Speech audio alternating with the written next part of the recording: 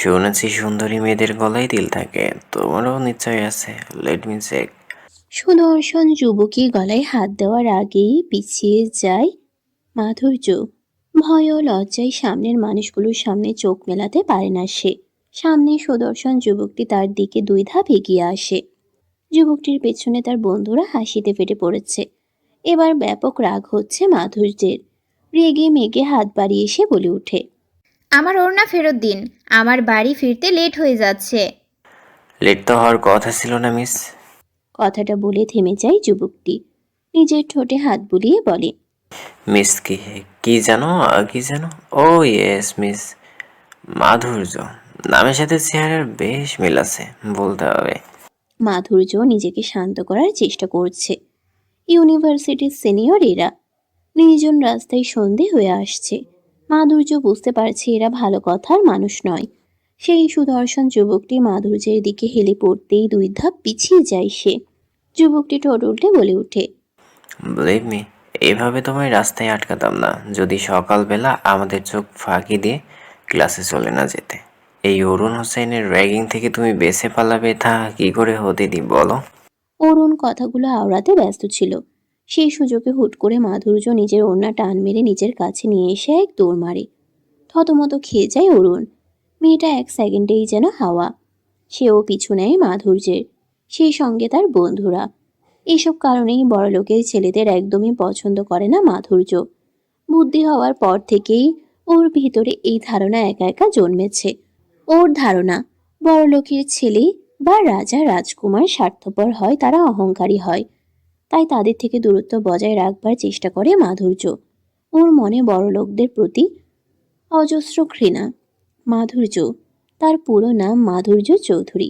এবার honours first ইয়ারে উঠেছে সে। নতুন ইউনিভার্সিটিতে ভাগ্যক্রমে নিজের বেস্ট ফ্রেন্ডের সঙ্গে চান্স পেয়েছে। তবে ঘটনাটা আজ সকালের। এই অরুণ হোসাইনের ঝড়ের মতো হানা দেয়। যার নাম অরুণ হোসাইন, যার কোনো কাজ নেই। বড়লোকের বুকে যাওয়া ছেলে যাকে বলে, যার আসল কাজ নতুন ছেলে মেয়েদের র্যাগিং করা। সেখান থেকে কোনো মতে পালিয়ে আসে মাধুর্য। তবে সেখানেই ঘটনাটি শেষ নয়। ক্লাস শেষ করে চোখের ডক্টরের অ্যাপয়েন্টমেন্ট নিয়ে গিয়ে বড্ড দেরি করে ফেলেছে সে। হয়ে গিয়েছিল বিকেল। বাড়ি যাওয়ার জন্য শর্টকাট জঙ্গলের রাস্তাই বেছে নেয় সে। সেখানেই ঘটে এই বিপত্তি। ঝড়ের গতিতে দৌড়াচ্ছে মাধুর্য। মিটমিট করে হাসছে সে। কারণ সে জানে ও একবার দৌড়াতে শুরু করলে তার পিছু ধাওয়া করা অসম্ভব। ছোট থেকেই দৌড়ে কেউ তাকে সেকেন্ড করতে পারেনি। যেন একটা অদ্ভুত শক্তি আছে তার মাঝে। যেই রেস মানুষ 2 মিনিটে শেষ করে, সেই রেস সে 1 মিনিটেই কমপ্লিট করে ফেলে। দৌড়ে এসে গাছের পেছনে বড় বড় শ্বাস ফেলতে লাগে মাধুর্য। ঘেমে একাকার হয়ে গিয়েছে সে। হাত দিয়ে মুখের ঘাম মুছে ওড়না পরে নেয় সে। ক্লান্তি যেন দূরই হচ্ছে না। আরো কিছুক্ষণ গাছের সঙ্গে ঠেস দিয়ে দাঁড়িয়ে থাকে সে। মিনিট 5 পর বেরিয়ে এসে হাঁটতে থাকে বাড়ি যাওয়ার উদ্দেশ্যে। বাহ, নবাবজাদি সবে সবে হলো বাড়ি ফেরার। এতক্ষণ কি রাজ্যের কাজ করতে ব্যস্ত ছিলি শুনি? ক্লাস তো কখন শেষ হয়ে যাওয়ার কথা। এই সত্যি করে বলতো, বাইরে কি কুকাজ করে বেড়াচ্ছিস? বাড়িতে পা রেখে জুতো খুলতেই মাধুর্যের কানে আসে তার মামির বলা তিক্ত কথাগুলো। এইসব শুনে সে অভ্যস্ত। তাই কিছু না বলে নীরব থাকলো সে। আমার কথা শুনতে পাস না? বোবা হলি নাকি কালা? আমার বাড়ি তো এত কাজ, এই বয়সে কি আমি সব করতে পারি? তাড়াতাড়ি আয়, রাতের রান্না বসা। মাধুর্য দীর্ঘ নিঃশ্বাস ফেলল। ওর জীবন এমনই তিক্ত। মা বাবা বেঁচে না থাকলে যেমন হয় আর কি। তবুও কোমল কণ্ঠে কিছু একটা বলতে যেতেই আরেকজন বলে ওঠে, মা, তুমি কি শুরু করেছো বলো তো? মাধুর্য সবে বাড়ি এলো, ওকে ফ্রেশ হয়ে রেস্ট নিতে দিবে, তা না করে ওকে রাতের রান্না বসাতে বলছো? নিজের সামিহা আপুকে দেখে মুচকি হাসে মাধুর্য। সামিহা তার মামাতো বোন হলেও নিজের বোনের চেয়ে কোনো অংশে কম না। তারপর মাধুর্য নিজের মুখখানা মলিন করে বলে, সামিহাপু বাদ দাও, আমি রাতের রান্না বসিয়ে দিব। মাধুর্য, আমার মুখের উপর কথা বলবে না। আর মা, আমি তোমাকে তোমার রাতের রান্না করে দিতে সাহায্য করছি, চলো। ও ডক্টরের কাছ থেকে অ্যাপয়েন্টমেন্ট নিয়ে ফিরলো, ও ফ্রেশ হোক। মাধুর্যের মামি চোখ বড় বড় করে তাকালো। চেঁচিয়ে বলে উঠল, ডক্টরের অ্যাপয়েন্টমেন্ট মানে? ওর কিসের ডক্টর লাগবে? ডক্টরের কাছে যেতে টাকা লাগে না? হ্যাঁ, টাকা কে দিয়েছে ওকে? কে দিয়েছে? মাধুর্য মাথা নিচু করে দাঁড়িয়ে থাকে। মিনমিন করে সে বলে, মামিমা, আসলে আমি টাকা নিতে চাইনি, কিন্তু বিভোর ভাইয়া আমাকে টাকা নিতে এতটা জোর করলো যে। রেণুকা দেন এক ধমক। চুপ করে যায় মাধুর্য। আমার ছেলে তোকে টাকা দিল আর একটু জোর করলো, তুই টাকা নিয়ে নিলি? আহ মা, তুমি জানো না মাধুর্যের চোখের সমস্যা? রোদেও তাকাতে পারে না, চোখ জলে ওর। এটা কি অস্বাভাবিক লক্ষণ নয়? সামিহার কথায় চুপ হয়ে যান রেণুকা। মাধুর্যকে চোখ রাঙিয়ে গজগজ করতে করতে চলে যান ঘরে। সামিহা আলতো হেসে মাধুর্যকে ঘরে নিয়ে আসে। মাধুর্য নিজের মুখটা মলিন করে রেখেছে। সামিহা তা লক্ষ্য করে। মাধুর্য সচরাচর এমনভাবে থাকে না, ও সবসময় হাসি খুশি থাকে। তাই সামিহা জিজ্ঞেস করে ওঠে, মাধুর্য, কি হয়েছে তোর? এমন দেখাচ্ছে কেন? আমি আজ আরও তাড়াতাড়ি ঘরে ফিরতে পারতাম, কিন্তু। কিন্তু কি? মাধুর্য লম্বা শ্বাস নিয়ে সামিহাকে পুরো কাহিনী খুলে বলে। সামিহা মনোযোগ দিয়ে শুনে ভয়ার্ত সুরে বলে, বেশ বেয়াদবার অসভ্যতা ছেলেটা।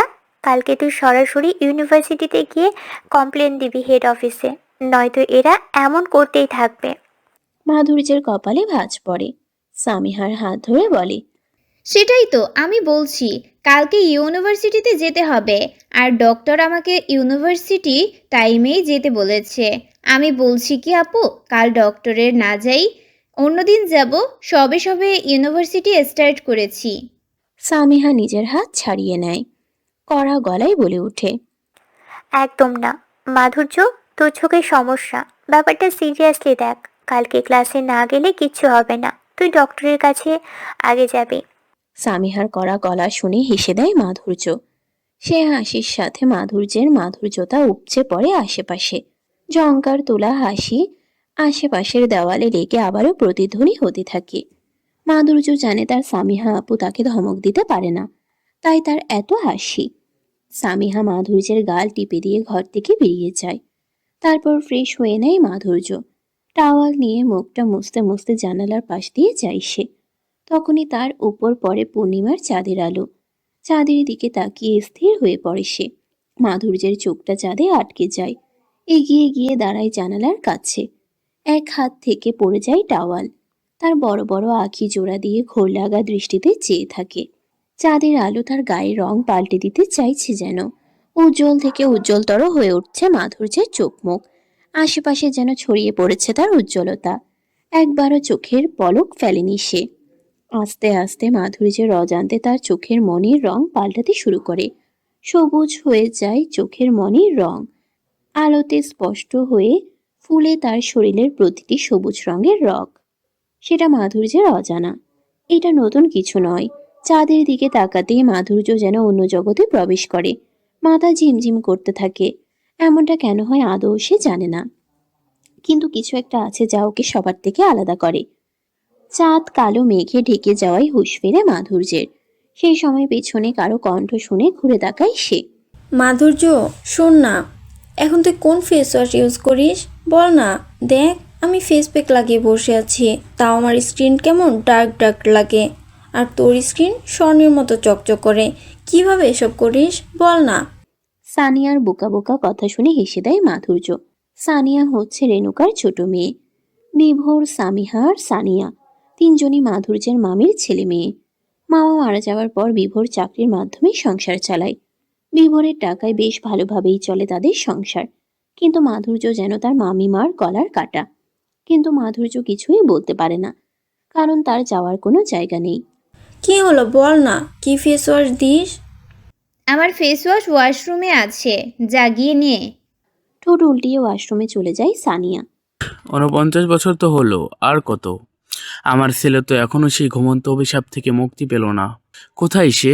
বলা হয়েছিল ৪৯ বছর পরে ওর স্পর্শে অভিশাপ থেকে মুক্ত হবে আমার ছেলে।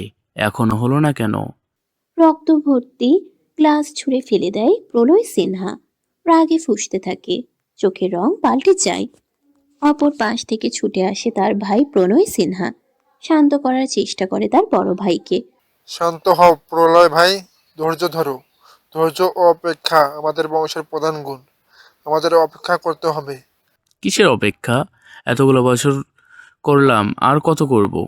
এই ৩৯ বছরে মানুষের জগতে বসবাস করে শিখেছি। এই এত টাকা পয়সা, এত বড় বাড়ি তৈরি করেছি। এসব কিছুর উপরে যার রাজ করার কথা সে এখনো ঘুমের মাঝে। কেন এমনটা হচ্ছে? উত্তরটা প্রণয়ের কাছেও নেই। চুপচাপ দাঁড়িয়ে থাকে সে।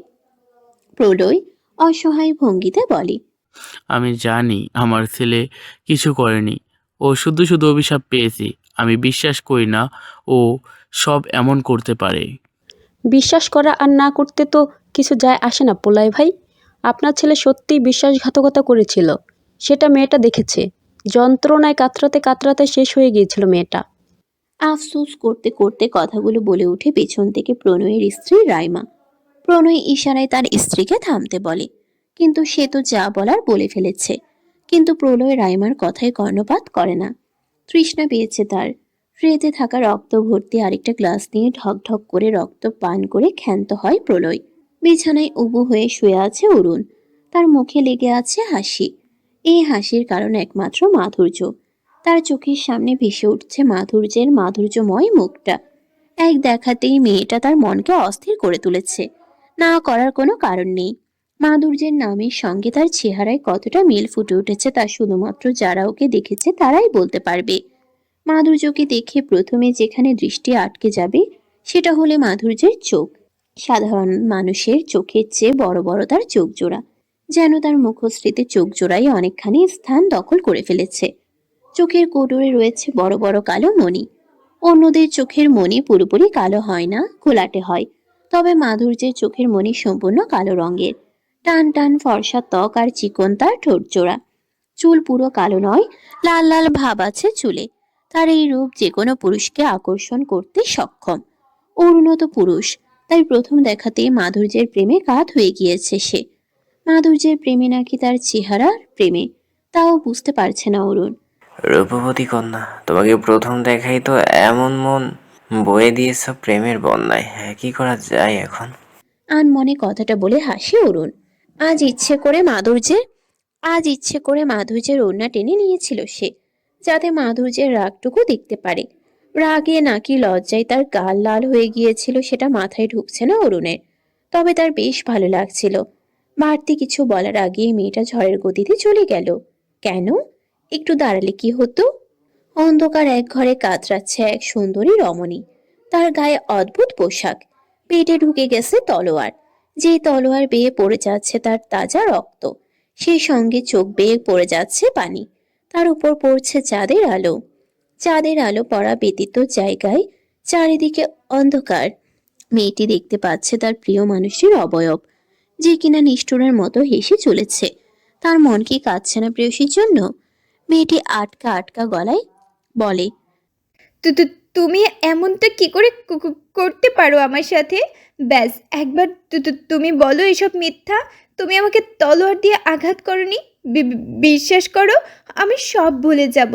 আমি তোমার কথা মেনে নেব। যুবকটির হাসির শব্দ আরো বাড়ে। হালকা নিচু হয় সে। নিষ্ঠুরের মতো মেয়েটির গাল চেপে ধরতেই নিজের রক্তমাখা হাতটা যুবকটিকে আঁকড়ে ধরে। যুবকটির হৃদয় কাঁপে না। ধাক্কা মেরে ফেলে দেয় মেয়েটিকে। হাড় হিম করা কণ্ঠে বলে, কি করে ভাবলে তুমি তোমার মতো সাধারণ মেয়েকে আমি ভালোবাসবো? কে আমি জানো? প্রিন্স আমি, রাজকুমার যাকে বলে বাংলা ভাষায়। একজন প্রিন্স হয়ে সে তোমাকে কি করে ভালোবাসবে? কি করে ভালোবাসবে? তোমার শক্তি শেষ, তুমিও শেষ। বিদায়। মেয়েটির মুখ থেকে আর কিছু বের হয় না। কিছু বলার নেই তার। সে শুধু একভাবে তাকিয়ে আছে প্রিয় মানুষটির দিকে। কত নিপুণ অভিনয় ছিল তার। চোখ বন্ধ করে সে। চোখ খুলে ফেলে মাধুর্য। আশেপাশে তাকিয়ে দ্রুত উঠে বসে পড়ে সে। হালকা আলোতে নিজেকে রুমে আবিষ্কার করে সে। ঠোঁট কামড়ে ধরে তার স্বপ্নের কথা ভাবতে থাকে। এই স্বপ্নের কারণেই সে রাজকুমারের গল্প শুনলে রাগ হতো। এই কারণে বড়লোকদের পছন্দ করে না মাধুর্য। উপরে ফুল স্পিডে ফ্যান চলছে, তবুও দরদর করে ঘামছে সে। নিজের চুল উপরে তুলে দিতেই পাশে ঘুমিয়ে থাকা সামিহা উঠে বসে। আশেপাশে আজান হচ্ছে। মাধুর্যের চোখ মুখ দেখে চিন্তিত গলায় বলে, মাধুর্য, কি হয়েছে তোর? আবার সেই স্বপ্নটা দেখলি? মাধুর্য কিছু না বলে হাঁটুতে থুতনি ঠেকিয়ে বসে থাকে। সামিহা মাধুর্যের মাথায় হাত বুলিয়ে দেয়। স্বপ্ন তো স্বপ্নই হয়, বাস্তব হয় না কখনো। এসবের ভিত্তি খুঁজতে যাস না। কিন্তু আমার কেন মনে হয় যে ওই স্বপ্নের মেয়েটা যেমন যন্ত্রণা পাচ্ছিল ঠিক তেমনই আমি পাচ্ছি। মনে হয় ওই প্রিন্সকে যদি আমি পেতাম তাহলে ওকে ছাড়তাম না, কিছুতেই না। খুব রাগ হয়। সামিহা মাধুর্যকে নিজের দিকে ঘুরিয়ে নেয়। মেয়েটার রূপ এই আধারেও জ্বলজ্বল করছে। মাধুর্যের নাকের ঘাম মুছে দিয়ে বলে, দেখ, ওই প্রিন্স তোর কল্পনা। এসব নিয়ে চিন্তা করিস না তুই। এমনিতে তোর ঘুম আসে না রাতে। একটু আগে রাত 3টের দিকে ঘুমিয়েছিস, আমি টের পেয়েছি। আর এখন স্বপ্নের জন্য নিজের ঘুম নষ্ট করিস না। নামাজ পড়ে শুয়ে পড়। মাধুর্য মাথা নাড়ায়, উঠে উঁচু করে সামিহার সাথে নামাজ পড়ে শুয়ে পড়ে। কিছুক্ষণের ব্যবধানে ঘুমিয়ে যায় সামিহা। তবে চোখে ঘুম আসে না মাধুর্যের। ও জানে ভোর 6টা বাজে ওর মামি ডাক পড়বে, তাই ঘুমিয়ে লাভ নেই। ভোরে 6টা বাজে উঠে পড়ে মাধুর্য। বাইরে গিয়ে চোখ পড়ে বিভোরের দিকে। বিভোরের সকালবেলা ওঠার অভ্যেস, প্রতিদিন জগিং করতে যায় ও। মাধুর্যকে দেখে হালকা হেসে দেয় সে। অতঃপর বলে, মাধুর্য, এত সকালবেলা? কালকে ডক্টরের অ্যাপয়েন্টমেন্ট নিয়েছিলি? মাধুর্য মাথা দুলায়। হ্যাঁ ভাইয়া, আজ যেতে বলেছে। আচ্ছা দাঁড়া। মাধুর্য অবাক হয়ে তাকিয়ে থাকে। বিভোর নিজের মানিব্যাগ বের করে 1000 টাকা হাতে নিয়ে মাধুর্যের হাতে গুজে দেয়। চমকে উঠে টাকাগুলো না ধরতেই টাকা পড়ে যায়।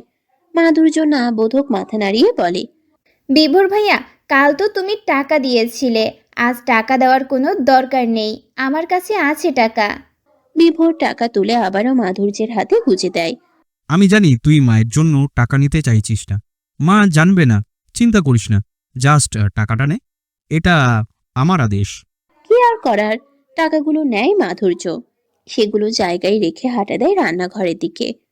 তরকারি কাটতে ব্যস্ত হয়ে পড়ে মাধুর্য। তখনই আগমন ঘটে রেণুকার। তীক্ষ্ণ দৃষ্টি দিয়ে দেখে নেয় মাধুর্যকে। তারপর রান্নাঘরে ঢুকে কেড়ে নেন হাতে থাকা ছুরি। ফ্যাল ফ্যাল করে তাকায় মাধুর্য। রেণুকা তরকারি কাটতে শুরু করেন। তার গলায় বলেন, তোকে তরকারি কাটতে হবে না, আমি কাটছি, তুই শুধু রান্না করবি। ঠিক আছে মামিমা। মাধুর্য চুলার তাপে রান্না করতে থাকে। রেণুকা সবসময় মাধুর্যকে চুলার দিকে ঠেলে দেন। মনে মনে হিংসা করেন মাধুর্যের এই সৌন্দর্যকে। কারণ তার কোনো মেয়ে সুন্দর যেমন নয়, তাই চুলার তাপে মাধুর্যের গায়ের রং নষ্ট যেন হয়ে যায় সে ব্যবস্থার করতে থাকেন উনি। কিন্তু ভাগ্য যেন চায় না এইসব কিছু। মাধুর্যের কোনো কিছুতেই কিছু হয় না, বরং তার সৌন্দর্য দিনকে দিন বেড়েই চলেছে। ঝলমলে হয়ে চলেছে তার গায়ের রং।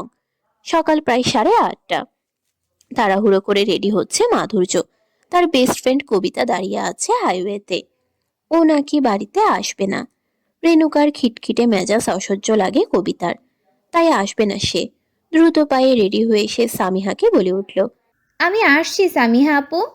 সামিহা সোজাসুজি ভাবে বলে, আগে ডক্টর, দেন ইউনিভার্সিটি, মনে থাকে যেন। হ্যাঁ বাবা, থাকবে। একগাল হেসে দ্রুত বেরিয়ে পড়ে মাধুর্য। বাইরে কড়া রোদ, শরীর যেন ঝলসে যাচ্ছে, চোখ জ্বলছে বারবার। তাই একটু পর পর চোখ কসলিয়ে সামনে তাকাচ্ছে মাধুর্য। মিনিট 10 হেসে চলে আসে হাইওয়েতে, যেখানে কবিতা মুখ ফুলিয়ে দাঁড়িয়ে আছে। মাধুর্য কবিতার সামনে দাঁড়াতেই ও আঙ্গুল উঁচিয়ে বলে, তুই অলওয়েজ লাস্ট টাইমে উপস্থিত হয়ে কি শান্তি পাস মধু? তুই বুঝবি না, রিক্সা নেই, আগে ডক্টরের কাছে যেতে হবে। কবিতা নাক ঘষে রিক্সা দাঁড় করায়। দুই বান্ধবী উঠে পড়ে রিক্সাতে। মাধুর্য বারবার নিজেকে আড়াল করার চেষ্টা করছে রোদ থেকে। হাইওয়েতে কোনো গাছও নেই যে ছায়া পাবে। বিরক্ত হয় মাধুর্য। রিক্সা ডক্টরের হসপিটালের এসে থামে। দুজন যায় ভেতরে। ডক্টর দেখানো শেষে বেরিয়ে পড়ে ওরা। একটা ক্লাস অলরেডি মিস হয়ে গিয়েছে। এখান থেকে দ্রুত পৌঁছাতে হবে ইউনিভার্সিটিতে। দ্রুত পায়ে শর্টকাট রাস্তা দিয়ে হাঁটছে ওরা। কবিতা সেই রাস্তা দিয়ে যেতে নারাজ, কারণ রাস্তাটা অদ্ভুত। আশেপাশে জঙ্গল দিয়ে ঘেরা। একজন লোককে জিজ্ঞেস করায় লোকটা শর্টকাট রাস্তা হিসেবে সে রাস্তা দেখিয়ে দেয়। সেটা ধরেই হাঁটছে ওরা। হাঁটতে হাঁটতে একটা কুয়োর সামনে আসতেই কবিতা মাধুর্যের হাত টেনে ধরে থামিয়ে দেয়। মিনমিন করে বলে উঠে, মধুরে, ভূতের রাস্তায় কেন এলি রে? রিক্সা নিয়ে মেন রাস্তা দিয়ে গেলেই তো হতো। আর ওই কুয়ো কুয়ো। মাধুর্য বিরক্ত হয়, কিন্তু কবিতার এমন কথাগুলো শুনে হাসি ফেটে বেরিয়ে আসতে চায়, কিন্তু হাসে না সে। কি হয়েছে কুয়োতে? ভূত আছে, পেতনি আছে, ভিতর ডিম? কথাটা বলে কুয়োর দিকে তাকায় মাধুর্য। সঙ্গে সঙ্গে অদ্ভুত অনুভূতি হয় ওর, শরীর হালকা কেঁপে ওঠে। আরে, ওই কুয়ো সম্পর্কে শুনিসনি? ওটা সাধারণ কুয়ো নয় মধু। তো কিসের কুয়ো?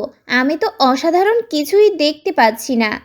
ভ্রুকুচকে বলে মাধুর্য, তারপর যেতে নাই কুয়োর দিকে, কিন্তু কবিতা ওর হাত খামচে ধরে। ওরে, চল না, আমরা যাই এখান থেকে। ওই কুয়োর ব্যাপারে অনেক শুনেছি। ওই কুয়োর ভিতর থেকে নাকি অন্য জগতের প্রাণী বের হয়ে আসে। এবার না পেরে হেসেই দেয় মাধুর্য। কবিতা বেশ রাগ হয়, তবুও ভয় ভয়ে বলে, আরে, সত্যি বলছি, ওই জায়গা শুধু ওই কুয়োর জন্যই এমন পরিত্যক্ত। তুই কোন জগতে থাকিস কবিতা? এখনো এসব ভাবনা ভাবিস? এটা ডিজিটাল দুনিয়া, এইসব ভাবনার ভিত্তি নেই। কবিতার ভয় তাও দূর হয় না। তো যখন এতই সাহস, তাহলে যা কুয়োর সামনে, তারপরে আমি ওর সামনে দিয়ে হেঁটে যাব। চোখ মুখ জড়িয়ে ফেলে মাধুর্য, হাত ছাড়িয়ে নিয়ে এগিয়ে যায় কুয়োর কাছে। তখনই ভেসে আসে মাধুর্যের কানে অদ্ভুত কণ্ঠ। এসো এসো, তাড়াতাড়ি এসো। ফ্যাল ফ্যাল করে তাকায় মাধুর্য, ওই কুয়োটা ওকে ডাকছে। ঘাড় ঘুরিয়ে কবিতার দিকে তাকায় সে, প্রশ্ন ছুড়ে দেয়, তুই কারো গলার আওয়াজ শুনতে পেলি? কই না তো। ও মা গো, ভূত নাকি? কথাটা বলে গাছের পেছনে গিয়ে লুকোয় কবিতা। মাধুর্য বুঝতে পারে এই মেয়ের সঙ্গে কথা বলে কোনো লাভ নেই। সে এগিয়ে যায় কুয়োর দিকে, মনে হচ্ছে ওই কুয়োটাকে ডাকছে। সেখানে না গেলেই নয়। এগিয়ে যেতেই মাধুর্য দেখতে পায় কুয়োর একেবারে নিচে পানি। একটু ঝুঁকে পড়তেই মাথা ভন ভন করে ওঠে তার। মাথা চেপে ধরতেই এমনি এমনি পা স্লিপ কাটে, পড়ে যায় কুয়োয়। এবার ভয় চেকে বসে তার মনে, চিৎকার দিয়ে ওঠে সে, কিন্তু লাভ হলো না। ঠাউর পেল না কোনো কিছুর, ডুবে গেল পানিতে। চোখ খুলতেই মাধুর্য বড় বড় আঁখি জোড়া নিয়ে আশেপাশে তাকায়। সবকিছু এত অন্ধকার কেন? মেঘের আড়াল থেকে চাঁদ বের হতেই আলোতে আশপাশটা পরিষ্কার হয়ে যায়। চাঁদ উঠেছে, তার মানে এখন রাত। এ কি করে সম্ভব? একটু আগেই তো সকাল ছিল। তাহলে? ভয়ে ঢোক গিলে মাধুর্য কাপা কাপা গলায় বলে, কেউ আছে? কবিতা, কোথায় তুই? আওয়াজ এলো না। ভয়ে থরথর করে কাঁপতে শুরু করে মাধুর্য। এটা কোথায় এসে পড়েছে সে? তখনই তার মনে পড়ে তার গায়ে থাকা ড্রেস এখনো শুকনো। বিস্ময়ের সব সীমানায় পৌঁছে মাধুর্য। ও কুয়োতে পড়ে গিয়েছিল, তবুও ভিজল না কেন? বিড়বিড় করে সে বলে, এটা কি তাহলে সত্যি কবিতার বলা অন্য জগৎ? কিন্তু কেউ নেই কেন? সব কিছু শান্ত কেন? নিজের শুকনো ঠোঁট ভিজিয়ে সামনে তাকায় মাধুর্য। নিজেকে শক্ত করে নেয় সে। ও মোটেই ভীতু স্বভাবের মেয়ে নয়, সে অন্যরকম স্বভাবের, যাকে এক কথায় সাহসী আর স্মার্ট বলে। সামনে তাকায় সে। কিছু দূরে বৃহৎ আকারের একটা রাজমহল চিকচিক করছে, তবে নিষ্প্রাণ দেখাচ্ছে রাজমহলটা। এখানে রাজমহল কি করে আসবে ভেবে পায় না মাধুর্য, তবে রাজমহলটা তাকে টানছে। সেও হাঁটছে নেশাগ্রস্তের নেই। হেঁটে দাঁড়ায় রাজমহলের ইয়া বড় লম্বা দরজার সামনে, যা কত বছর ধরে যেন খোলা হয় না। মাকড়সার জাল বেঁধে গেছে। মাধুর্য কাঁপা কাঁপা হাতে দরজায় হাত লাগাতেই খুলে যায় সেই দরজা। চমকে যায় সে। ভেতরটা অন্ধকার, খুটখুটে অন্ধকার। ও কি যাবে আর ভেতরে? মনটা ভেতরে যাওয়ার জন্য অস্থির হয়ে উঠেছে। পেরে ওঠা গেল না মনের সাথে। হাতড়ে হাতড়ে ভেতরে ঢোকে। ভেতরে একটা গুমোটো বাজে গন্ধ। নাক সিটকায় মাধুর্য। ওর কাছে ফোনও নেই যে টর্চ অন করবে। হাতের ব্যাগটা বোধহয় ওই কুয়োর কাছেই পড়ে আছে। মাধুর্য ধীরেই বলে ওঠে, কেউ আছেন? ধীরে বলা সত্ত্বেও যেন তার কণ্ঠের প্রতিধ্বনি ছড়িয়ে পড়ে। ভয়ে দেওয়ালে ঠেস লাগিয়ে বসে মাধুর্য। তখনই কিছু একটা পড়ে যাওয়ার আওয়াজ পায় সে। উঠে দাঁড়ায় তৎক্ষণাৎ। হাত দেয়ালে রাখতেই হালকা শব্দ হয়ে টিম টিম করে জ্বলে ওঠে আলো। লাইটও যেন বহু বছর ধরে জ্বলে না, তাই একবার জ্বলছে একবার নিভছে। আশেপাশে তাকিয়ে আস্তে আস্তে বড় সিঁড়ি দিয়ে উঠে যায় মাধুর্য। মন কাড়া পরিবেশ, আশেপাশে কত ছবি। সিঁড়ি দিয়ে উঠে প্রথমে একটা ঘরের দরজা চোখে পড়ে মাধুর্যের। নজর কাড়া কারুকাজ দরজায়। না চাইতেও বাধ্য হয় ঘরের দরজা না চাইতেও যেন বাধ্য হয় ঘরের দরজা খুলতে সে। হাত রাখতে খটখট শব্দ করে খুলে যায় দরজা। ঘরটা চাঁদের আলোয় হালকা হালকা আলোকিত। পা টিপে টিপে প্রবেশ করে ঘরে। ঘরটা বেশ বড়, কিন্তু অজস্র ধুলোবালি আর মাকড়সার জাল জড়ানো। পা ফেলে ফেলে সে দাঁড়ায় জানালার কাছে, যেন চেনা তার সবটাই, অথচ সে কখনো এখানে আসেইনি। হঠাৎ কোনো পুরুষালী গানের সুমধুর সুর তার কানে ভেসে আসে। আবেশে চোখ বন্ধ করে মাধুর্য। কয়েক সেকেন্ড বাদেই সে জোরে চেঁচিয়ে ওঠে। বন্ধ করো এই সুর। বন্ধ হয়ে যায় সেই সুমধুর সুর। পিছিয়ে যেতেই কারো বিশাল বড় পেন্টিং নজরে পড়ে মাধুর্যের। তবে পেন্টিং কার সেটা তার ধারণার বাইরে, কারণ ধুলোতে পুরো পেন্টিং অস্পষ্ট হয়ে উঠেছে। আর পেন্টিং এত বড় যে মাধুর্যের হাত পৌঁছাবে না উপরে। আরো 2 কদম পিছিয়ে যেতেই আয়নার সামনে গিয়ে দাঁড়ায় মাধুর্য। আয়নায় থেকে ধুলো মুছতেই চোখ বড় বড় হয়ে যায় তার। আয়নায় একজন সুন্দর রমণীকে দেখাচ্ছে।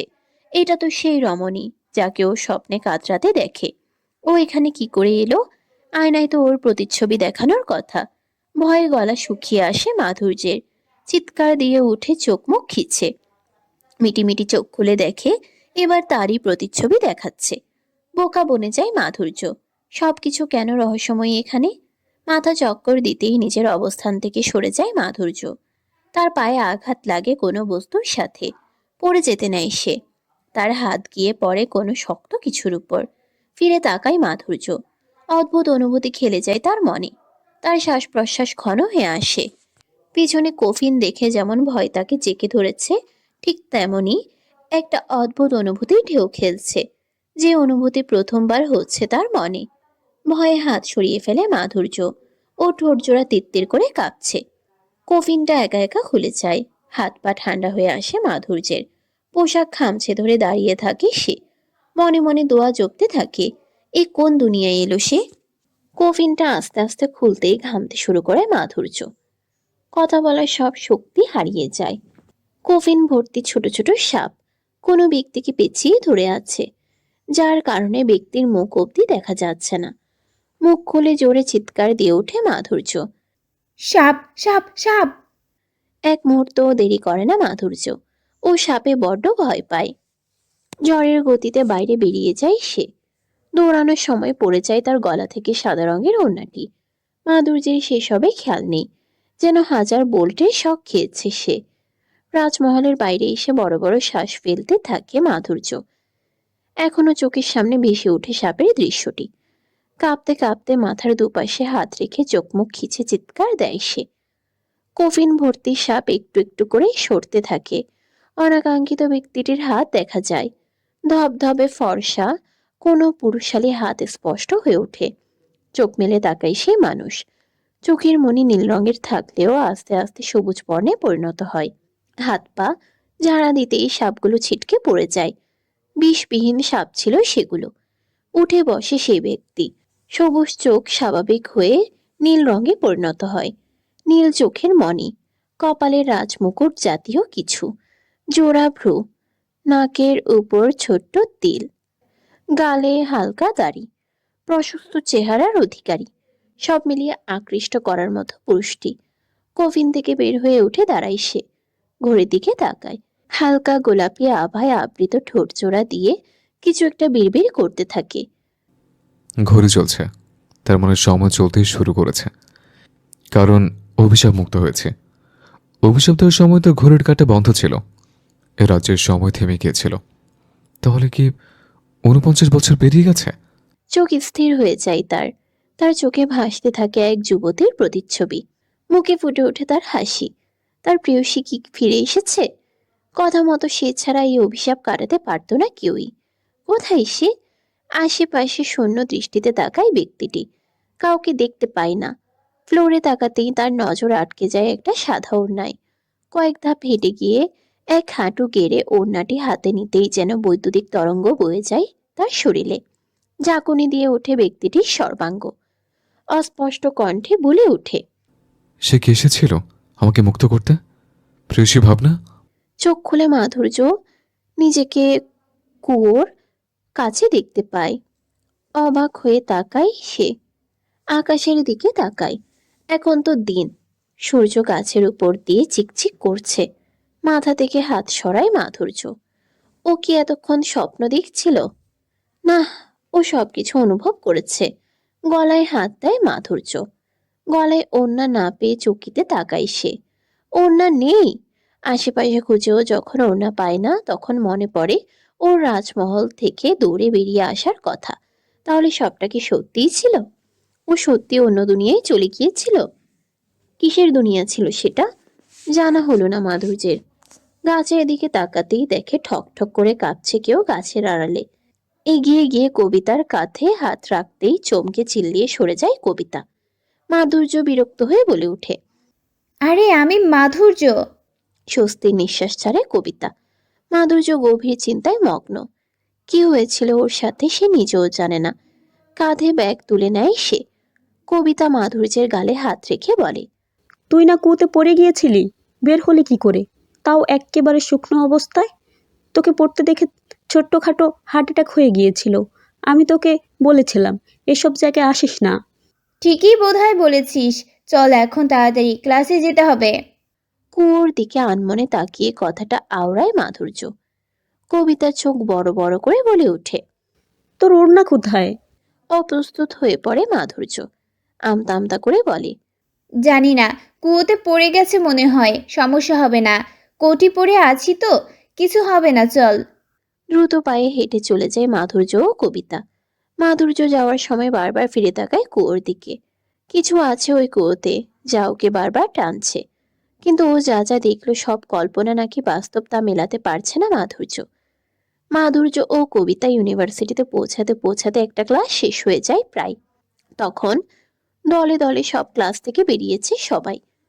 ইউনিভার্সিটি লাইফ মানে মজার জীবন সবার কাছে। ইচ্ছে মতো চলাফেরা করতে পারে সবাই। দোতলার নিজের ক্লাসরুম থেকে বের হয় অরুণ সহ তার বন্ধু বান্ধব। সবাই হাসাহাসিতে মগ্ন। হাসতে হাসতে একে অপরের গায়ের উপর পড়ছে। কিন্তু অরুণ আছে অন্য চিন্তায়। ওর কপাল কুঞ্চিত। মাধুর্যকে ইউনিভার্সিটিতে দেখতে পায়নি আর সে। তার ধারণা কালোই অসভ্যতম করায় মাধুর্য রেগেই আসেনি। নিচে চোখ পড়তেই দাঁড়িয়ে যায় অরুণ।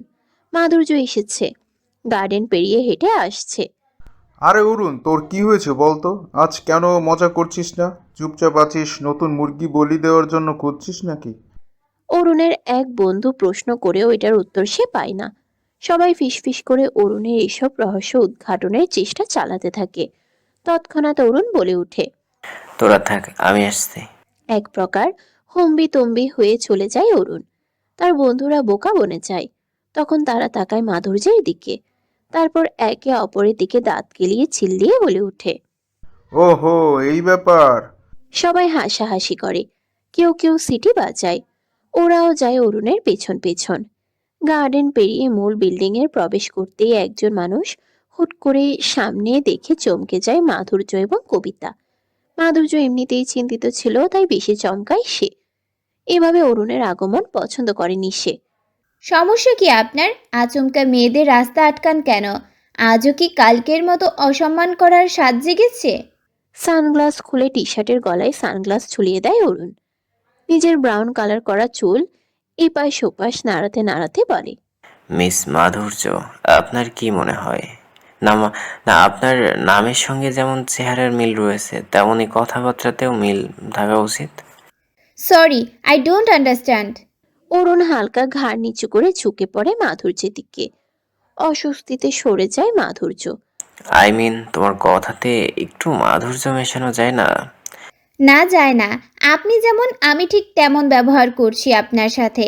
আর আপনি যদি ভেবে থাকেন আমাকে সরি বলে বা বুঝিয়ে সুঝিয়ে আমাকে কনভিন্স করে আপনার এসব র্যাগিংয়ের ব্যাপারে হেড অফিসে কমপ্লেন দেওয়া থেকে বিরত রাখবেন, তাহলে আপনি ভুল করছেন অরুণ হোসাইন। নাও সাইড প্লিজ। অরুণ সাইড হওয়ার আগেই মাধুর্য হনহন করে চলে গেল তার পাশ কাটিয়ে। কবিতা হাবা গোবার মতো তাকিয়েছিল এতক্ষণ। সব যেন মাথার উপর দিয়ে গেল ওর। মাধুর্য যেতেই ও নিজেও হাঁটতে শুরু করলো। মাধুর্যকে পেছন থেকে পর্যবেক্ষণ করে দুই হাত মাথার পেছনে রেখে অরুণ বলে, যা বাবা, আমার নামে কমপ্লেন করবে? দাদি, যদি মিস মাধুর্য খুশি হয় হোক।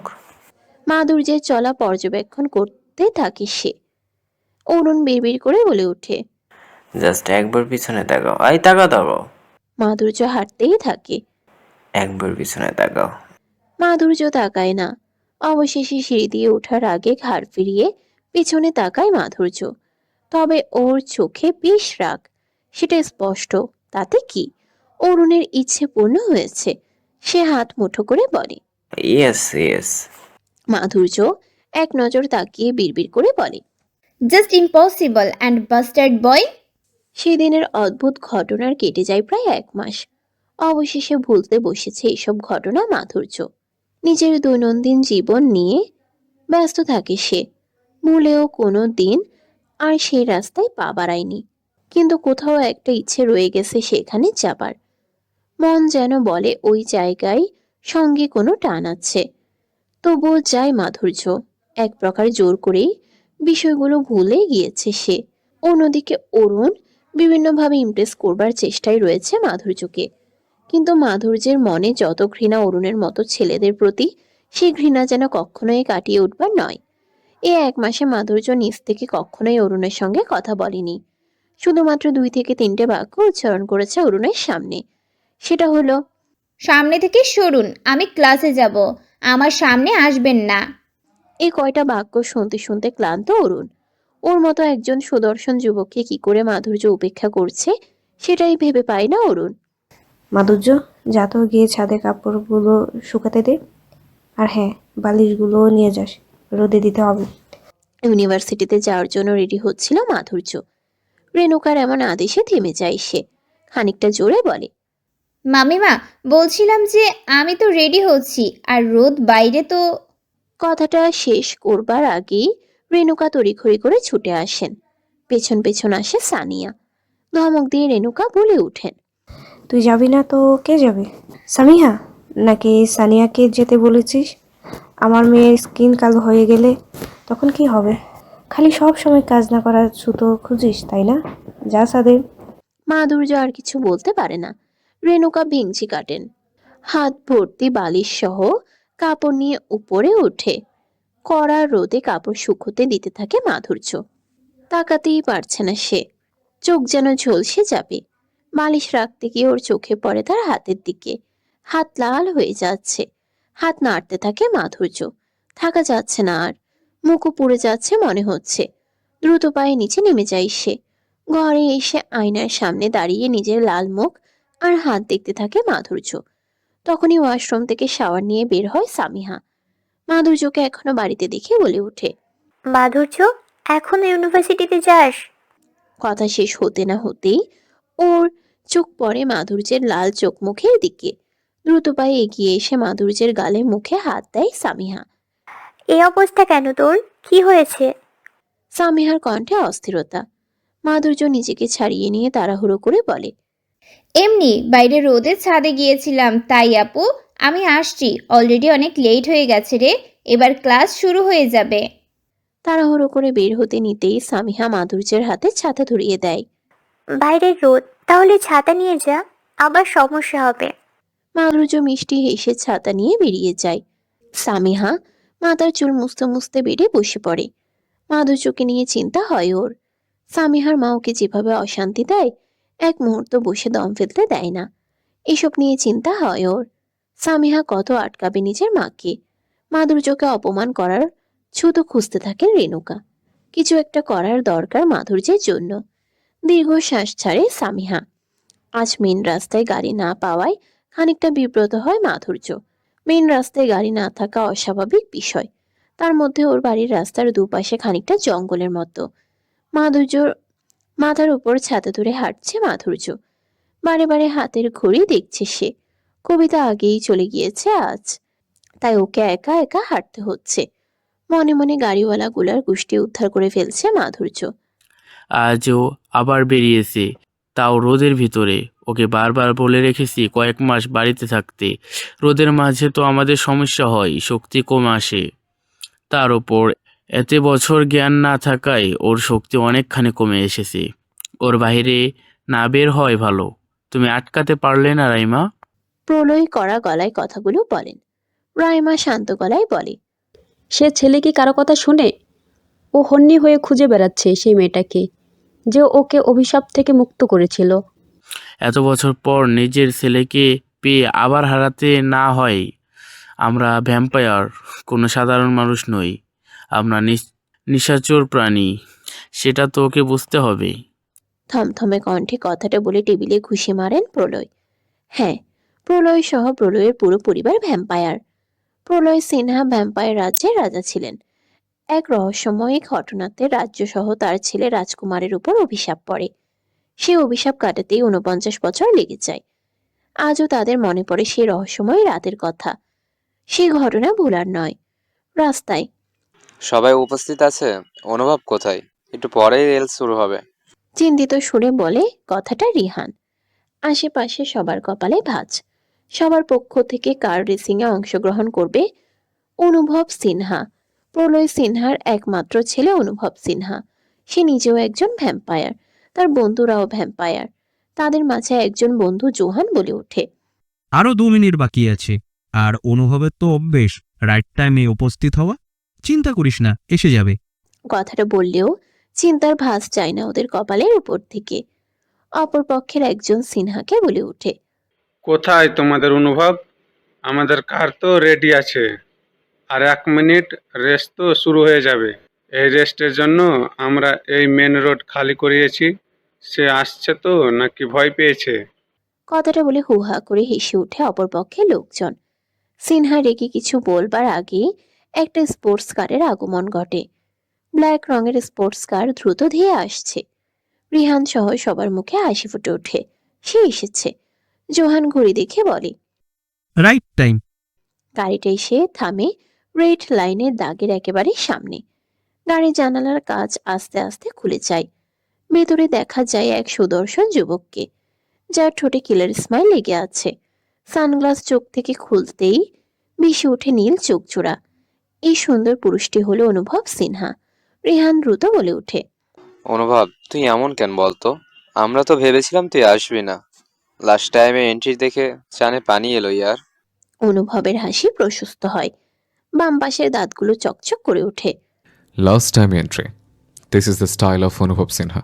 কারণ অনুভব অপেক্ষা করতে নয়, অপেক্ষা করাতে পছন্দ করে। আমি শুধু একজনের অপেক্ষাই করি, সে আসবে আমার সামনে, টেনে হিস্ট্রি নিয়ে আসবো। By the way, can you start the comparison? সবাই মাথা নাড়ায়। জানালার কাজ তুলে দেয় অনুভব। ওর মুখে নেই কোনো চিন্তার ভাব, আছে ভর্তি কনফিডেন্স। বিকজ ও রেস জিতবে। সানগ্লাস পরে নেয় অনুভব। পতাকা নাড়ানোর সাথে সাথে ফুল স্পিডে গাড়ি স্টার্ট দেয় অনুভব। বেশ মনোযোগ দিয়ে গাড়ি ড্রাইভ করতে থাকে সে। একবার তার বিপক্ষের গাড়ি এগিয়ে যাচ্ছে, একবার সে। আস্তে আস্তে বেশ এগিয়ে আসে অনুভব। বাঁকা হাসে সে। কিন্তু বিপত্তি ঘটে একটা মেয়েকে দেখে। চোখ বড় বড় করে তাকায় অনুভব। গাড়ির স্পিড ফুল। গাড়ি থামাতে গেলে রেসে হাঁটতে হবে ওকে। আর মেয়েটাও মাঝপথ দিয়ে হাঁটছে। মেয়েটার মুখ ছাতা দিয়ে ঢাকা। ও শিট। প্রচন্ড রাগ নিয়ে গাড়ির ব্রেক জোরে কষে অনুভব। গাড়ি না থাকায় রাস্তার মাঝ দিয়ে হাঁটছিল মাধুর্য। হঠাৎ গাড়ি দেখে পা থেমে যায় ওর। ভয়ে ছাতা শক্ত করে ধরে সে। দ্রুত গতিতে সরবে তাও যেন পারছে না। এই সিচুয়েশনে ব্রেন বা কোনো অঙ্গ চলতে চায় না। কিছু বুঝে উঠবার আগে গাড়িটা ওর একদম সামনে এসে থেমে যায়। গাড়ির সঙ্গে আসা বাতাস উড়িয়ে দেয় তার হাতে থাকা ছাতা এবং গলায় থাকা ওড়না। ওড়না গিয়ে পড়ে মাধুর্যের মুখে। কালো ওড়না ঢেকে দেয় তার মিষ্টি মুখ। অনুভবের বিপক্ষের গাড়ি এগিয়ে চলে যায়। অনুভব মাত্রাতিরিক্ত রেগে একাকার হয়ে যায়। দাঁতে দাঁত চেপে গাড়ির দরজা খুলে বেরিয়ে আসে সে। বাইরে এসে মাধুর্যের সামনে দাঁড়ায় অনুভব। মাধুর্য ওড়না মুখের উপর থেকে সরিয়ে নিতেই সামনে থাকা অনুভবের সঙ্গে চোকাচোকি হয়ে যায়। অনুভব রেগে আঙ্গুল উঁচিয়ে কিছু বলতে নিলেও থেমে যায়। আঙ্গুল গুটিয়ে যায়। মেয়েটার ডাগর ডাগর চোখ জোড়া। মুখ থেকে কোনো শব্দ বেরিয়ে আসতে পারে না। এমন চোখ জোড়া আগেও কোথাও দেখেছে অনুভব। বাকরুদ্ধ হয়ে পড়ে সে। মাধুর্যের চোখ জোড়া স্পর্শ করতেই 2 ধাপ পিছিয়ে যায় মাধুর্য। মেয়েটার চোখ জোড়ায় আলাদা মাদকতা বিরাজ করছে। সেই মাদকতা ছড়িয়ে পড়েছে অনুভবের নীল বর্ণের চোখের মাঝে। মাধুর্যের গলার হার বারবার উঁচু নিচু হচ্ছে। অচেনা যুবকটিকে দেখে ওর চোখ স্থির হয়ে গিয়েছে কেন? হার্টবিট জোরে জোরে লাফাচ্ছে কেন? তার ঠোঁট জোড়া শুকিয়ে এসেছে। দমকা হাওয়া দুজনকে ছুঁয়ে যেতেই হুঁশ ফিরে দুজনেরই। মাধুর্যকে আগা মাথা পর্যবেক্ষণ করে নেয়। স্বাভাবিক থেকে বড় চোখ জোড়া, চোখের মনি ঘন কালো, চিকন গোলাপি নেশাময় ঠোঁটজোড়া, উজ্জ্বল গায়ের রং যে উজ্জ্বলতা ছড়িয়ে পড়ছে আশেপাশেও, ভ্রুযুগল হালকা কুচকানো, পরনে মেয়েটির কালো রঙের থ্রিপিস যেটা যেন ওর জন্যই বানানো। এমন মোহময় মেয়ে যেন দুনিয়াতে নেই। অনুভব এমন মোহময় মেয়ে আরেকজনকে দেখেছিল, সেটা ছিল তার প্রেয়সী। সেই প্রেয়সী যাকে মারার দায়ে সে অভিশপ্ত ভ্যাম্পায়ার রাজকুমারী পরিণত হয়েছে। ও তবে সেই? মাধুর্যের কথায় বাস্তবে ফিরে অনুভব। এভাবে রাস্তায় উন্মাদের মতো গাড়ি না চালালে হয় না? ঠিক আপনাদের মতো মানুষদের জন্যই আজ কত কত মানুষ আহত নিহত হচ্ছে, আর আপনারা বড়লোক বলে কেউ আঙুল উঁচিয়ে কথা বলার সাহস অবধি পায় না। মাধুর্যের কথায় রাগ স্পষ্ট ফুটে উঠেছে। রোদে ঝলকানিতে গাল লাল হয়ে যাচ্ছে তার মুখ। অনুভবে শরীর জ্বলছে, তবে তাতে তার কোনো খেয়াল নেই। মাধুর্য রাস্তায় পড়ে থাকা ছাতা তুলে নেয়। অনুভব নিজেকে ঝাঁকুনি দিয়ে স্বাভাবিক করে আবারও তাকায় মাধুর্যের দিকে। এই মেয়েটা একে তো নিজেই রাস্তার মাঝখান দিয়ে হাঁটছিল, তার উপর সে অন্যকে জ্ঞান দিচ্ছে। অনুভব আবারও কিছু বলতে নেয়, আবারও থেমে যায় মাধুর্যের কথায়। বড়লোকের ছেলে বলে যা ইচ্ছে তাই করবে, মানে যা ইচ্ছে তাই। এই জন্য বিরক্তি আর ঘৃণা আসে এদের প্রতি। বাবার টাকা আছে বলে মনে করে সব কিছু টাকা দিয়েই হয়ে যাবে। কথাগুলো মাধুর্য বিড়বিড় করে বললেও অনুভব সবটা শুনে নেয়, কারণ ওর শ্রবণ শক্তি মানুষের মতো নয়। ধীরে বলা কথাগুলো ওর কানে স্পষ্ট ভেসে আসে। যদিও এত বছর ঘুমন্ত থাকায় ওর শক্তি অচল হয়ে পড়েছে। নিজের রক্তে তৃষ্ণা আসলে কন্ট্রোলে থাকতে কষ্ট হয়। মাধুর্যের কথা শুনে কপালে ভাঁজ পড়ে অনুভবের। মাধুর্য দাঁড়াতেই অনুভব ঝড়ের গতিতে মাধুর্যের কাছে গিয়ে দাঁড়ায়। সেকেন্ডে অচেনা যুবকটিকে এত কাছে দেখে মাধুর্যের অস্বস্তি হচ্ছে। সেটা মোটেও নয়, শুধু অবাক হয়ে তাকিয়ে আছে। চোখের পলক এক স্থান থেকে অন্য স্থানে কি করে উনি এলেন, এটাই মাধুর্যের মনে ঘুরছে। অতঃপর সে ভেবে নিল সে তো নিজেও এমনটা পারে, যদিও এতটা দ্রুত নয়, কিন্তু অন্যদের থেকে বেশ দ্রুত। হোয়াট ডিড ইউ সে? মাধুর্য চোখ মুখ জড়িয়ে তাকায়। মাধুর্য তো কিছু বলেনি, যা বলেছে ধীরে বলেছে। তাহলে বোকা বোকা সেজে বলে, নাথিং, সরুন, আমার ক্লাসে দেরি হয়ে যাচ্ছে। অনুভব এক চুলো নড়ে না। ওর একদিকে রাগ লাগছে, আরেকদিকে অন্যরকম অনুভূতি হচ্ছে। সেই চেনা জানা অনুভূতি আবারও কেন ঢেউ খেলছে অনুভবের মনে। এই অচেনা মেয়েটির আড়ালেই কি রয়েছে সেই চেনা মুখ? অনুভব নিজেকে সামলে বলে, তুমি বলেছ বড়লোকের ছেলে বলে যা ইচ্ছা করতে পারি, টাকা দিয়ে সব কিনে নিতে পারি। তোমার ঘৃণা আর বিরক্তি আসে আমাদের প্রতি, ব্লা ব্লা ব্লা। এগুলো কেন বললে? এক্সকিউজ মি, আমি তোমার রাস্তায় আসিনি, তুমি আমার রাস্তায় এসেছ। আর আমার রেস? কথাটা বলে থেমে যায় অনুভব। ও তো রেসের কথা ভুলেই গেছিল। তখনই হৈ হুল্লোড়ের আওয়াজ এলো তার কানে। অনুভব বুঝতে পারলো তার বিপক্ষ দল জিতে গেছে। পাশের গাছে সজোরে ঘুষি দিয়ে সে বলে ওঠে। Damn it. মাধুর্য অনুভবের হাতে স্পর্শ করতে গিয়েও থেমে গেল। অনুভব নিজের হাতে ইচ্ছে করে আঘাত করার জন্য মাধুর্য 2 সেকেন্ডের জন্য উতলা হয়ে পড়েছিল। নিজের উপর বিরক্ত হয়ে নিজের মাথাতেই টোকা মারে মাধুর্য। এসব কি হচ্ছে তার সাথে? এই লোকটার সামনে থাকলে না জানি আর কত কি হবে। এই ভেবে দ্রুত গতিতে অনুভবকে পাশ কাটিয়ে অনেকটা দূরে চলে আসে, মাত্র 1 সেকেন্ডেই। মাধুর্যের চলার গতি দেখে অনুভব কিছুক্ষণের জন্য বিস্মিত হয়ে যায়। মাথাটা বাঁকা করে পেছন দিকে তাকায় সে। মাধুর্যের চলার গতি ভালোভাবে লক্ষ্য করে। অনুভবের চোখে আরেকজনের চলার প্রতিচ্ছবিও ভেসে ওঠে। চোখ বন্ধ করে ফেলে সে। অতঃপর নিজেও তাড়াতাড়ি চোখের পলক ফেলতেই মাধুর্যের সামনে গিয়ে উপস্থিত হয়। হকচকিয়ে উঠে মাধুর্য। আপনি? অনুভব মাধুর্যের হাত ধরে উঁচু করে। হাঁ করে তাকায় মাধুর্য।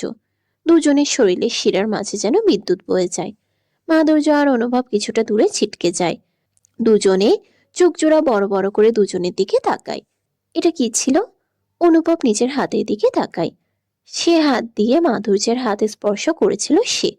এমনটা হওয়ার কারণ উপলব্ধির বাইরে দুজনেরই। মাধুর্য চোখ নামিয়ে নিতে অনুভব নিজেকে আগের মতো করার চেষ্টা করে। মাধুর্যের সামনে গিয়ে চুটকি বাজাতে আবারও নিজের টাগর টাগর চোখ দিয়ে চোখ রাঙায় মাধুর্য। তুমি কি ভেবেছিলে তোমাকে আমি এমনি এমনি ছেড়ে দেব? No, never. তোমার জন্য রেস হেরে গেলাম আমি। এর দাম না চুকিয়ে কোথায় যাচ্ছ? এই মেইন রাস্তায় আপনারা রেস করছিলেন? সিরিয়াসলি? আপনারা জানেন এদিক দিয়ে কত মানুষ চলাফেরা করে? মানুষের সমস্যা বোঝার ক্ষমতা তো নেই আপনাদের। আপনাকে কেনই বা বলছি এসব? আপনি জাস্ট একটা অসহ্যকর বিরক্তিকর লোক। মাধুর্য যেতে নিলে আবারও ওর হাত ধরে টান দেয় অনুভব নিজের দিকে। সামলাতে না পেরে মাধুর্য অনুভবের পা ঘেঁষে কাছাকাছি গিয়ে পড়ে। আর এগোতে চায় না সে, তাই অনুভবের বুকে হাত রাখে। দুজনের ভেতরে আবারও অদ্ভুত তরঙ্গ বয়ে যায়। মাধুর্য চোখ তুলে তাকায়। অনুভব স্থির চোখে মাধুর্যকে দেখছে। ওর ভিতরে বিদ্যুৎ বইছে, তবুও ছাড়ছে না মাধুর্যকে। ও দেখতে চায় মেয়েটা ওর উপরে কতটা প্রভাব ফেলতে পারে। আসলে কে এই মেয়েটা? হঠাৎ অনুভব ফু দেয় মাধুর্যের মুখে। সামান্য ফু মেয়েটার চোখে মুখে হালকা দমকা হাওয়ার মতো লেগে যায়। উড়ে অন্য পাশে চলে যায় ওর আশেপাশের চুল। মনে রেখো, পৃথিবীটা গোল। যেখানে থেকে পথ শুরু করো না কেন, শেষমেশ গোলক ধাঁধের মতো একই জায়গায় পৌঁছাবে তুমি। তাই কারোর সাথে যদি অ্যাক্সিডেন্টলি বা কোইন্সিডেন্টলি দেখা হয়, আর ভাগ্যে যদি লেখা থাকে, তবে একবার নয়, বারবার দেখা হবে তোমার সাথে। আর আজ আমাকে রেসে হারিয়ে দেওয়ার মূল্য না হয়, তখন উসুল করে নেব। নিঃশব্দে হেসে অনুভব মাধুর্যের হাত ছেড়ে দেয়। ফ্যাল ফ্যাল করে চেয়েই থাকে মাধুর্য। লোকটার কথার আগা মাথা কিছুই খুঁজে পায়নি সে। ও যেন কোনো ঘোরের মধ্যে চলে গেছে। অনুভব নিজের সানগ্লাস বের করে পরে নেয়। অন্যদিকে ফিরে হাঁটতে লাগে, কিন্তু পা যেন মোটেই চলছে না তার। মনে হচ্ছে তার যাওয়া উচিত নয়। কোনো মহামূল্যবান জিনিসও ফেলে যাচ্ছে। নিজেকে মন স্থির করে হাঁটতেই থাকে সে। মাধুর্য ও মানুষটার দিকে তাকিয়ে উল্টো দিকে হাঁটতে শুরু করে। ও এখনো ঘোরের মাঝে রয়েছে। এই ঘোর কি করে কাটাবে সে? তবে কি মানুষটির কথা অনুযায়ী এই গোল দুনিয়ার আবার মুখোমুখি হতে হবে না সামনে? কে জানে। দ্রুত দেরি না করে তাড়াতাড়ি যেতে থাকে ইউনিভার্সিটির উদ্দেশ্যে। রেস শেষ। জিতেছে অনুভবের বিপরীত পক্ষ। রাগে মুখ লাল বর্ণে পরিণত হয়েছে তার। কিছু বলতেও পারছে না। মোটা ইউ কালেক্টর গাছে হাত দিয়ে আঁকড়ে ধরে দাঁড়িয়ে আছে সে। নিজের ড্যাডির থেকে লুকিয়ে আড়ালে বেরিয়েছিল শুধুমাত্র রেসটা জেতার জন্য। কি জানতো এমনটা হবে? অনুভবের বন্ধুদের মুখও থমথমে। খুব তো কনফিডেন্স নিয়ে বলেছিলি অনুভব সিনহা যে তুই জিতবি, কিন্তু কি হলো? আমাদের রাজ জিতে গেল। শুধুমাত্র মুখে বললেই হয় না, কাজেও করে দেখাতে হয়। অনুভবের রাগটা দ্বিগুণ বেড়ে গেল। তার বন্ধুরা ভয়ে দাঁতে দাঁত চেপে দাঁড়িয়ে আছে। আর একটু এদিক ওদিক হলে নিজের আসল হিংস্র রূপ বের করতে একটু দ্বিধাবোধ করবে না অনুভব। সে ভয়েই আছে তারা। অনুভব ওদের দিকে ফিরে অদ্ভুত গম্ভীর গলায় বলে, একটা মেয়ে এসেছিল আমার কারের সামনে। ও তো এদিক দিয়ে মেবি গেছে। তোর সবাই দেখেছিস নিশ্চয়ই? তবু এত বড় বড় কথা বলিস কোন চাষে? জোহান কিছু একটা মনে করে বলে। হ্যাঁ হ্যাঁ, গিয়েছিল, আমরা দেখেছি, তাই না রিহান? রিহানও মাথা নাড়ায়, কিন্তু বিপরীত পক্ষ তা সত্ত্বেও অনুভবের মজা উড়াতে ব্যস্ত হয়ে পড়ে। এই দুটো সার্কেলের শত্রুতা অনেক দিন থেকেই লেগে আছে। দুই পক্ষের মধ্যে সবসময় কম্পিটিশন চলতে থাকে। অনুভব নিজের রাগ দমাতে পারে না। বড় বড় পায়ে দাফ ফেলে এগিয়ে যায় রাজের দিকে। জোহান রেহানকে ইশারা করে অনুভবকে শান্ত করার জন্য, কিন্তু রেহান মাথা এপাশ ওপাশ নাড়িয়ে ভারতুর দৃষ্টিতে তাকায়। এখন অনুভবের সামনাসামনি হওয়া মানে নিজেকে বলি দেওয়া। শেষমেশ দেখা যাবে রেহানের সমস্ত রক্ত খেয়ে ফেললো অনুভব। অকালে মরার শখ নেই তার। সরাসরি গিয়ে রাজের জ্যাকেটের কলার চেপে ধরতে এক মুহূর্ত লাগায় না অনুভব। কলার ধরে হালকা উঁচু করে রাজকে। রাজ নিজেকে ছাড়ানোর চেষ্টা করতে শুরু করে। অনুভব গাম্ভীর্যের সঙ্গে বলে ওঠে, হারতে শিখিনি আমি। আর তোরা যে জেতার কারণে ঠাট্টা করছিস, সেটা মোটেও তোদের জেতা নয়। কারণ আমি একটা মেয়েকে দেখে গাড়ি থামিয়ে দিয়েছিলাম, বুকের পাটা ধাকিয়ে তোর লেগেলে যেতে দেখা। যখন গৌহারণ হেরে যাবে, তখন দেখব তোদের স্টুপিড হাসি কোথায় যায়। জ্যাকেটের কলার ছেড়ে রাজকে ধাক্কা দেয় অনুভব। কারো সঙ্গে কোনো রকম কথা না বলে বেরিয়ে যায় সেখান থেকে গাড়ি নিয়ে। মাধুর্যের উপর ভীষণ রাগ হচ্ছে তার। বাড়িতে আসার পরেই পায়ের বুট জুতো দুদিকে দুটো ফেলে দিয়ে লিভিং রুমের সোফার উপর জ্যাকেট ছুঁড়ে মারে অনুভব। যতই মেজাজ ভালো করতে চাচ্ছে, ততই যেন ভেতরটা তিক্ততায় ভরে উঠছে। কারণটা মাধুর্য। এত কিছুর পরেও ঘুরে ফিরে তার মাধুর্যের কথাই মনে পড়ছে। সোফার হাতল জোরে চেপে ধরে ফ্লোরের দিকে তাকিয়ে থেকে আবারও মাধুর্যকে নিজের বলা কথাগুলো মনে করতে থাকে অনুভব। আনমনে বলে ওঠে, জানি না তোমাকে আমি কেন ওসব কথা বললাম। আমি তো বলতে চাইনি ওসব কথা, কিন্তু মনে হচ্ছিল তোমাকে কথাগুলো বলা উচিত। এতটুকু বুঝেছি কিছু একটা আছে তোমার মধ্যে। কি আছে সেটা আমি জেনে ছাড়বো। কোথায় কি আছে? পরিচিত গলা শুনে ভাবনার ফোড়ন কেটে বেরিয়ে আসে অনুভব। হাসিবিহীন মুখে ঘুরে দাঁড়ায় সে। একরাশ বিরক্তি ঘিরে ধরে তাকে। চিকন আঁকাবাঁকা সিঁড়ি দিয়ে নামছেন প্রলয়। অনুভব জানে এখন তাকে হাজারটা প্রশ্ন করা হবে, তাই সেখানে থাকতে চায় না সে। প্রলয় নামতেই অনুভব সিঁড়ি দিকে এগোয়, কিন্তু বাদ সাধেন প্রলয়। তোকে বলেছিলাম বাইরে যাস না, রোদের মধ্যে তো আরও যাওয়া বারণ। জন্ম থেকে কি প্রতিজ্ঞা করেছিস নিজের ড্যাডের কথা কানে অবধি তুলবি না? তোর মা যুদ্ধ আহত হওয়ার পর তোর ভালো মন্দ আমাকে বুঝতে দিবি না। কেন বাইরে গেছিলি বল? অনুভব সুরে ধমকে সুরে কথাগুলো বলেন প্রলয়। অনুভবের মোটেও পছন্দ নয় ধমকানো সুর, তবুও দাঁতে দাঁত চেপে বলে, আমি বাইরে গিয়েছিলাম, আজকে একটা রেস্ট ছিল, সেটাতে গিয়েছিলাম। আমার কথা ভালোভাবে শোন অনুভব, পুরনো 50 বছর পর তোর জীবন থেমেছিল। তোর জীবনে না সময় এগিয়েছে আর না তুই এগোতে পেরেছিস। এতদিন ভাবনাকে মারার অভিশপ্ত ছিলি তুই, আর অভিশাপের রেশ কাটতে এখনো সময় লাগবে। হুট করে অনুভবের হৃদয়ে দহন বাড়তে শুরু করে। এখনো তাকে এসব শুনতে হয় তার প্রেয়সী ভাবনাকে নিয়ে। চোয়াল শক্ত করে বলে, আমি ভাবনাকে মারিনি মারিনি মারিনি, এটা অলরেডি অনেকবার বলে ফেলেছে, আর এক কথা বারবার বলবো না আমি। তাহলে কেন তুমি সেই শাস্তি মাথা পেতে নিয়েছো? প্রণয়ের গলা পেয়ে প্রণয়ের দিকে এক পলক তাকায় অনুভব। একটা শ্বাস নিয়ে বলে, কারণ আমার বেঁচে থাকার ইচ্ছে মরে গিয়েছিল তখন। কি করতাম আমি বেঁচে থেকে? আর আমি ভাবনাকে মারিনি সেটা একদিন একদিন ঠিকই প্রমাণ হয়ে আসবে। এখন শুধু ওকে নতুন করে খোঁজার পালা। কতদিন পালিয়ে বেড়াবে আমার থেকে? ধরার দিতে হবে ওকে। সব ক্লাস শেষে বের হচ্ছিল মাধুর্য। পাশেই রয়েছে কবিতা। ক্লাসরুম থেকে বেরিয়ে সিঁড়ি দিয়ে নামতেই সিঁড়িতে অরুণ নামক বাধা পড়ল। চোখ মুখ কুচকে ফেলে মাধুর্য। এই লোকটার কি আর কাজ নেই? কবিতাও ড্যাব ড্যাব করে চেয়ে আছে।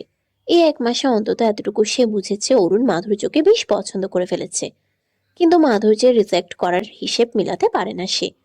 মাধুর্য সিঁড়ির অন্য পাশ দিয়ে যেতেই ডেকে ওঠে অরুণ। মাধুর্য, একটু দাঁড়াবে প্লিজ?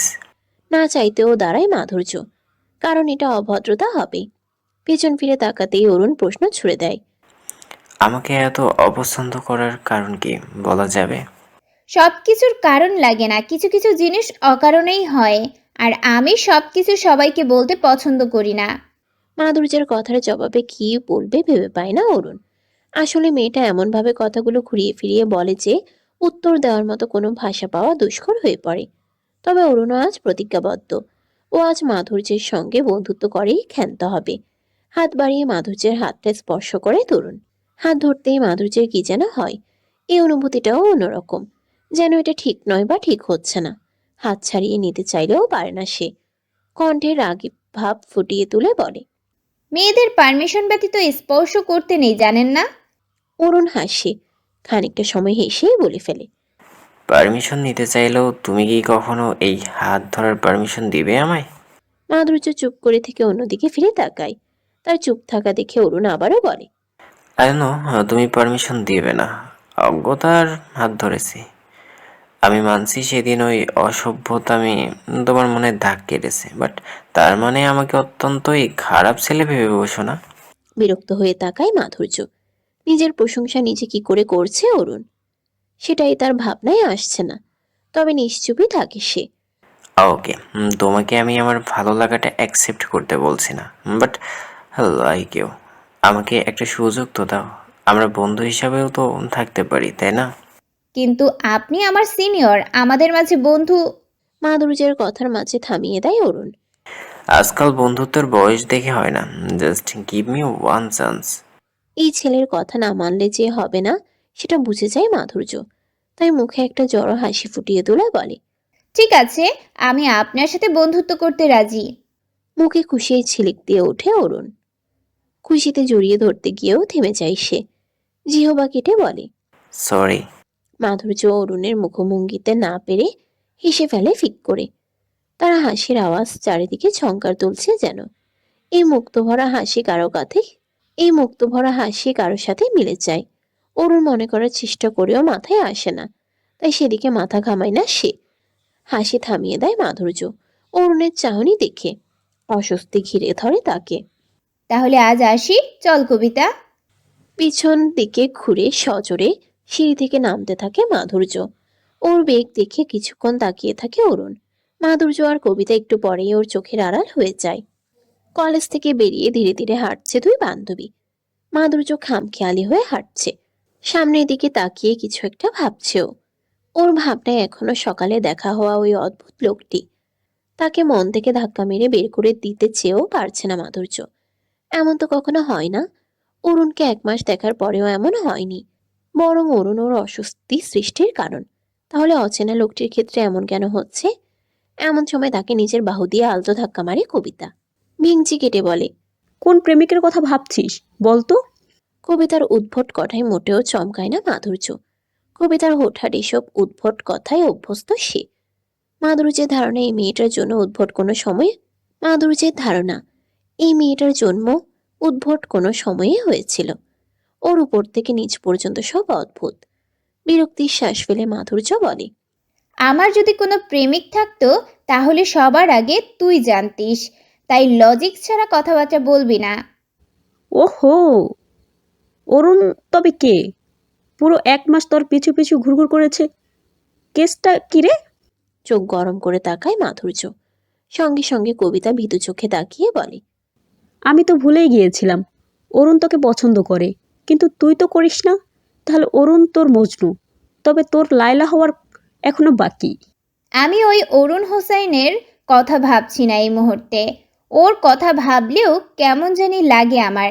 আমি তো ভাবছি ওই সকালে দেখা হওয়া ওই অদ্ভুত মোহময় লোকটার কথা। কথাগুলো আনমনে বলতেই চোখ বড় বড় করে কবিতা। ও ঠিক শুনছে তো? যে মেয়ে আজ পর্যন্ত কোনো ছেলের দিকে ঠিকঠাক দেখেও না, সেই মেয়ে কিনা আজ একটা লোককে মোহময় বলছে। ভাবা যায়? কবিতা গলা খাকারি দিয়ে বলল, সিরিয়াসলি? কেমন ছিল রে? কেমন ছিল বল না। তোর মতো মেয়ে যেহেতু মোহময় বলেছিস, নিশ্চয় সুপার হ্যান্ডসাম হবে। ঘোরে ডুবে যায় মাধুর্য। অজান্তেই মুখ থেকে বেরিয়ে আসে, মোহময় ছিল ওনার নীল চোখ জোড়া, কণ্ঠ ছিল নেশা ধরিয়ে দেওয়ার মতো। চাপা আর গম্ভীর কণ্ঠই যেন ওনাকে মানায়। হুট করেই রাগে লাল হয়ে যাওয়া ওনার উজ্জ্বল চোখ মুখ একটু অন্যরকমই ছিল। আর পুরোটা বলতেই মাধুর্য থামে। কাকে কি বলছে সে? যাকে বলছে সে এখন পুরো সময় ঢোল পিটিয়ে সবাইকে বলে বেড়াতে ওস্তাদ। হালকা কাশি দিয়ে চুপ হয়ে যায় মাধুর্য। কবিতা দাঁত বের করে হাসে, দুষ্টু হেসে বলে, থামলি কেন? বল, আরে বল না। তোর কথা তো ছেলেকে না দেখলে চলছেই না। তোর বর্ণনায় তো আমার অর্ধেক কলিজা দখল করে নিয়েছিস। সামনাসামনি দেখলে না জানি স্ট্রোক করি। বাঁকা চোখে তাকায় মাধুর্য। আরো কথাবার্তা বলতে বলতে বাড়িতে পৌঁছে যায় ওরা। 21 বছর পার হয়ে গেল, ওই মেয়েটার খোঁজ এখনো কেউ দিতে পারলো না। মূর্খের দল সব পুষে রাখছি আমি। রাগে ফোঁস করতে করতে হুঙ্কার ছাড়ে একজন অজানা ব্যক্তি। হুঙ্কার ছাড়ে। আশপাশটা রাতের অন্ধকারে ছেয়ে আছে। যতটুকু দেখা যাচ্ছে সবই আগুনের মাধ্যম। বড় এই গুহাতে আশেপাশে হাজারো কঙ্কাল ঝুলতে দেখা যায়, কারণ এখানে হাজারো জাদু মন্ত্র করা হয়। শয়তান রাজ্য, ওয়ারওয়ালফের শয়তান রাজ্য, যেখানে কোনো ভালোর জায়গা নেই, রয়েছে শুধু পাপ আর খারাপ। আশেপাশে সবাই মাথা নিচু করে দাঁড়িয়ে আছে। ওরা সবাই ব্যর্থ, একটা সামান্য মেয়েকে খুঁজতে ব্যর্থ। ভ্যাম্পায়ার রাজ্যের সঙ্গে ওয়ারওয়ালফের শত্রুতা বহু বছরের। একদিকে ভ্যাম্পায়ার রাজ্য যেমন নিজের সৃষ্টিকর্তার প্রতি অনুগত থাকে, অন্যদিকে ঠিক ওয়ারওয়ালফেরা বিভিন্ন শয়তানের পূজায় মগ্ন থাকে। এই রাজ্যের ছোঁয়া লাগলেও যে কেউ বশ হয়ে যায়, শয়তান আঁকড়ে ধরে সেই মানুষটির চারপাশ। তাই কোনো ভ্যাম্পায়ার যে পরিদের সঙ্গে যুদ্ধ লাগতে আসে না। ওয়ারওয়ালফের কিং যখন সবার উপর রাগ ছাড়তে ব্যস্ত, তখন আগমন ঘটে কিং এর ছেলের, ওয়ারওয়ালফের ভবিষ্যৎ কিং। বাবা, আমি খবর পেয়েছি ভ্যাম্পিয়ার প্রিন্সেস অভিশাপ থেকে মুক্তি পেয়েছে। শুধু খবরই নিতে থাক আর সামান্য একটা মেয়ের প্রেমে হাবুডুবু খা, এছাড়া কিচ্ছু হবে না তোর দ্বারা। মাথা নত করে যুবকটি। কিং রেগে মেগে সিংহাসনে বসে থাকে। কবে পাবে সেই মেয়েটির দেখা? অবশ্য দেখা পেয়ে বা কি হবে? ভ্যাম্পায়ার প্রিন্স অনুভব অভিশাপ মুক্ত হয়েছে, কিন্তু কে করলো তাকে অভিশাপ মুক্ত? মাথায় কিছু না আসায় আস্তে আস্তে হিংস্র রূপে আসে ওয়ারলফ কিং। হুঙ্কার ছাড়ে জোরে, কেঁপে ওঠে আশপাশটা, সেই সঙ্গে সেখানে উপস্থিত থাকা সকলেই। রাত 12:35। একটু পরপর এদিক থেকে সেদিক ফিরছে মাধুর্য। চোখে বিন্দুমাত্র ঘুমের রেশ নেই। নিজের ঘুমের প্রতি বিরক্ত সে। কোনো রাতেই ভুল করেও রাত 3টার আগে ঘুম আসে না তার চোখে, যেন সে কোনো রাত জাগা প্রাণী। এক সময় উঠে বসে পড়ে মাধুর্য, পাশে তাকায় সামিহার দিকে। নিশ্চিতে ওপাশ ফিরে ঘুমাচ্ছে সামিহা। মিষ্টি হাসে মাধুর্য। তার হাসির কারণ কাল সামিহার জন্মদিন। এই জন্মদিনে প্রতিবার নিজ হাতে কেক বানায় মাধুর্য। এবারও তার ব্যতিক্রম হবে না। সে কেক বানিয়ে রেখেছে, এখন শুধু সকাল হওয়ার পালা। ঘুরে বসে হাঁটুতে ভর দিয়ে চোখ রাখে কিছু দূর থাকা জানালার বাইরে আকাশের উপর। আবারও আকাশ ভেঙে ভেসে ওঠে সেই পুরুষালী অবয়ব। চোখ বুঝে নেয় মাধুর্য। মনে রেখো, পৃথিবীটা গোল। যেখান থেকে পথ শুরু করো না কেন, শেষমেশ গোলক ধাঁধার মতো একই জায়গায় পৌঁছাবে তুমি। তাই কারোর সাথে যদি অ্যাক্সিডেন্টলি বা কোইন্সিডেন্টলি দেখা হয় আর ভাগ্যে যদি লেখা থাকে, তবে একবার নয়, বারবার দেখা হবে তোমার সাথে।